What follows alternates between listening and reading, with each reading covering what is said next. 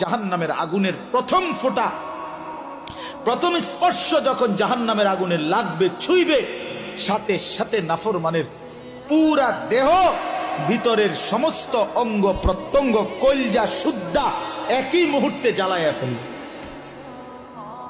দুনিয়ার আগুন কখনোই এভাবে জ্বলে না।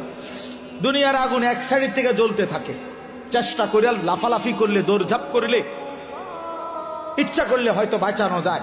এটুকু পুড়ে গেছে, বাকিটা বাইচা গেছে, এটুকু পুড়া গেছে, বাকিটা বাইচা গেছে, আঙ্গুলগুলো পুড়া গেছে, বাকিটা বাইচা গেছে, ঠিক না?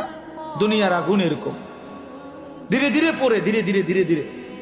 কিন্তু আল্লাহর কসম, আল্লাহ কোরআনে বলছে, জাহান্নামের আগুন যখন প্রথম সেকেন্ড স্পর্শ করবে, কলজা সুদ্ধা ভেতর বাহির পুরাটা একসাথে প্রথম মুহূর্তেই জ্বালায় ফেলে।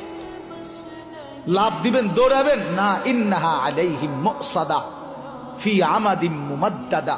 আল্লাহ বলেন, আগে জাহান্নামের মোটা খুঁটিতে বান দেওয়া হবে, এরপরে আগুন জ্বালানো। হ্যাঁ, এটা কোরআন শরীফের আয়াত। খুযুহু ফাগুল্লু।